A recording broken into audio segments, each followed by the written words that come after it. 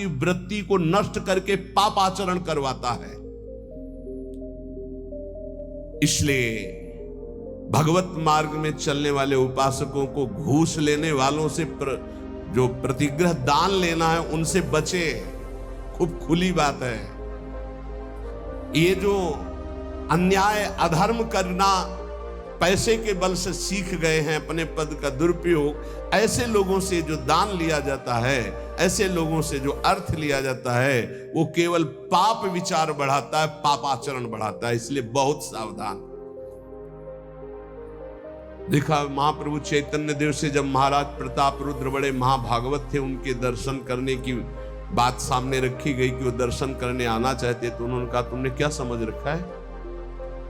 एक मैं वीतराग सन्यासी में राजा के दर्शन के उनके लिए दरबार में जाऊं या उनको यहां बुलाऊं, मुझे क्या आवश्यकता है? नहीं, राज दर्शन भी निषेध। ऐसा जो उपासक चाहता है कि मैं सच्चे भाव से भगवान के मार्ग में चलूं, तो पाप कर्म करने वालों से, उनके द्वारा दी हुई वस्तुओं से बहुत दूर बच करके भूखे रह जाओगे तो ठीक है, उनका अन्न न जाने पावे।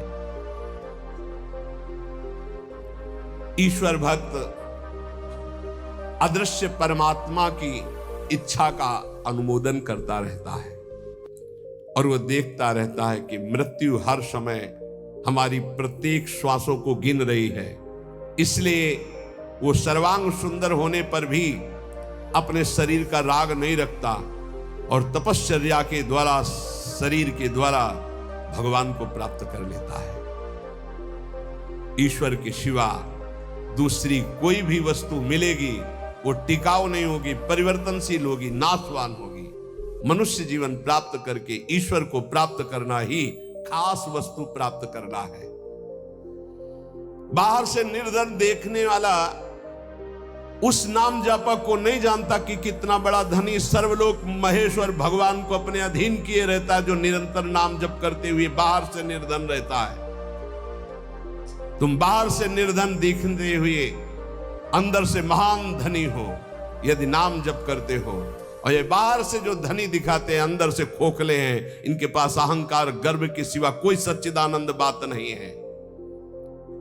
इसलिए ईश्वर का अवलंबन अर्थात भगवान की शरणागति, ऋषि मुनि भक्त जनों के द्वारा जो दिए गए वचन, उनका मनन, खान पान पवित्र जगह से, हिंसा और निंदा करने वालों से बिल्कुल बचो, उनका कोई भी शब्द या भोजन या संग ना आने पावे, निषिद्ध विषयों से दूर रहो, कुछ भी भोगने की इच्छा उठे उसको दबाकर रौंद डालो। ये तब भगवत प्राप्ति की योग्य बनता है।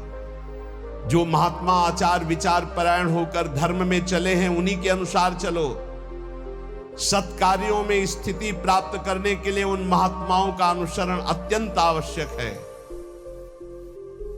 इस जगत में प्रभु के समान कोई सच्चा सहायक नहीं है।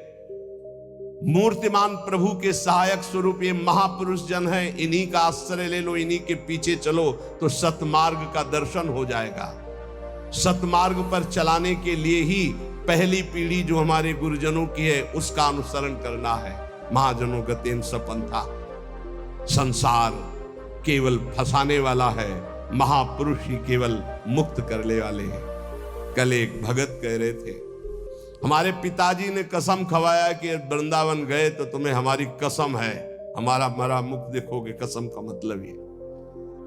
बोले आपको गाली देते हैं। उनका धन्यवाद, कम से कम गाली दे रहे, साफ तो नहीं दिया। दक्ष ने साफ दे दिया नारद जी को। नारद जी को साफ दे दिया। कब? जब उनके पुत्रों को बाबा जी बना दिया। भगवान के मार्ग में जब प्रशस्त कर दिया दक्ष के पुत्रों को, तो दक्ष जी ने जल हाथ में लिया। जब नारद जी गए तो ये नहीं पूछा कि क्या हालचाल, कहा मैं साफ देता हूं, हमारे पुत्रों को भगवत मार्ग में लगा दिया, तुम 2 घड़ी से ज्यादा कहीं जिंदगी में टिकी ना पाओ। 2 घड़ी का मतलब होता है 48 मिनट। बोले इतने में तुम बहुत बड़ा काम कर देंगे, 48 मिनट में तुम बाबा जी बना देंगे। भगवत मार्ग के पति बोले आपके प्रवचन सुनकर हम माला जप करते हैं, बाणी पाठ करते हैं, थोड़ा तिलक लगा लेते हैं, वृंदावन वृंदावन की। तो वो कहते हमारे लड़के को बर्बाद कर दिया इस नाम लेके। तो बात सही है, जो अपनी श्वासों को व्यर्थ में बर्बाद करते हैं, शराब पीते हैं, मांस खाते हैं, बेविचार करते हैं, गंदे आचरण में चलते हैं, क्या कैसे माता पिता है इस बात के लिए राजी हैं कि मेरा बेटा नरक जाए? इस बात के लिए राजी कि मेरा बेटा गलत आचरण करे, और वही शराब पी के जब आवे तो दो चार मुझे थप्पड़ मार के घर से बाहर करे? ये आचरण। अगर माता पिता को भगवान मानकर उनकी सेवा करो। वो कह रहा था कि आप अपराध भर हमको ना बोध कराएं, तो एक बार अंदर से इच्छा है कि अपने बाप को उठा के पटके और खूब धुलाएगा।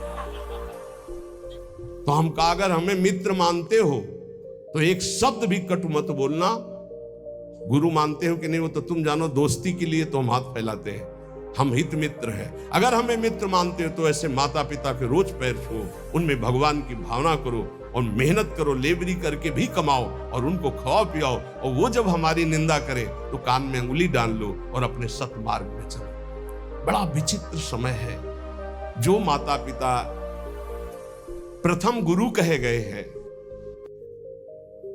भगवान के मार्ग में चलाने वाले या सतमार्ग में चलाने वाले या संसार में कदम हमारे जो बढ़े, धन्य है वो माँ जो अपने रक्त को दुग्ध बनाकर मुझे पान कराकर इतना बड़ा किया।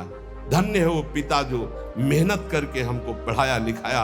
अब वो चाहे जितना कड़ुआ बोले, हम उसे भगवान की तरह पूजेंगे। सबको ये मानना चाहिए। उनकी वृद्धावस्था वो कुछ भी बोल सकते हैं, बड़े लोग हैं, हमें उनकी सेवा करनी, उस सतमार्ग में चलना है। तो यहां कह रहे कि महापुरुषों के सिवा अपना कोई सतमार्ग बताने वाला नहीं, इसलिए संतों की बात को मानना चाहिए। वो अहेतुकी मित्र हैं, तुम्हारा अमंगल नहीं कर सकते हैं। इस जगत में प्रभु के समान कोई सच्चा सहायक नहीं, और प्रभु ही महापुरुषों के रूप में प्रेरित करते हैं आकर के अपने मार्ग को। इसलिए मन को सत्य मार्ग में चलाने के लिए पहली सीढ़ी संत महापुरुषों के वचनों के आधार पर चलो। आज हम सबके ऋणी हैं, सच्ची हृदय से ऋणी हैं। धन्यवाद देते हैं कि आज इस कलयुग के प्रचंड तांडव काल में आप संतों की बात मान रहे हैं। इसलिए हम आपके चरणों में प्रणाम करते हैं, क्योंकि इसमें आपका मंगल है। आप स्वस्थ रहेंगे, आप भगवत भजन करते हुए अच्छे आचरण वाले रहेंगे, तो आप हमारे बहुत बड़े हितैषी हुए। क्योंकि आप सुखी हैं, आपका मंगल हुआ, तो मेरे कर्तव्य का पालन हो गया, मेरे साधु वेश का धारण करना सार्थक हो गया। आप हमारे बड़े सहयोगी हैं, आप हमारी भागवतिक उन्नति के बहुत बड़े कारण बन गए। क्योंकि हम धन्यवाद के पात्र तभी बनेंगे जब हमारी बात को मानकर आप धन्य हो जाएंगे। हमारा कल्याण हो गया, हमारा मोक्ष हो गया तो बहुत छोटी बात है। अगर हमारी बात से आपका कल्याण न हुआ तो हमारी बात की बात क्या रहेगी? तो हमारी बात को सार्थक और समर्थ बनाना आपका कर्तव्य है। यदि आपने अपने कर्तव्य का पालन किया तो मेरे कर्तव्य का अपने आप पालन हो जाएगा कि मेरा साधु वेश धारण करना, मेरा जीवन धारण करना, मेरा भजन करना, मेरा सतमार्ग में चलना सार्थक हो गया। हमारे देश के यदि 2-4 हजार लोग भी कुमार्गगामी प्रवृत्तियों को छोड़कर भगवत मार्ग में चल रहे तो हृदय से आशीर्वाद देता हूं। आशीष देने के लिए तपस्या की जरूरत नहीं होती। मां अपने बच्चे को आशीष देती तपस्या से नहीं, दुलार से। आप स्वस्थ रहिए, आपकी बुद्धि स्वस्थ रहे, आपके जीवन का परम लक्ष्य भगवत प्राप्ति आपके हाथ में आवे, आप कभी गलत आचरणों में ना फंसे। अगर वार्ता को सुन करके अपने मन में धारण करेंगे तो निश्चित ये वस्तु आपको प्राप्त होगी, क्योंकि हमारा जन्म सिद्ध अधिकार है भगवत प्राप्ति करना।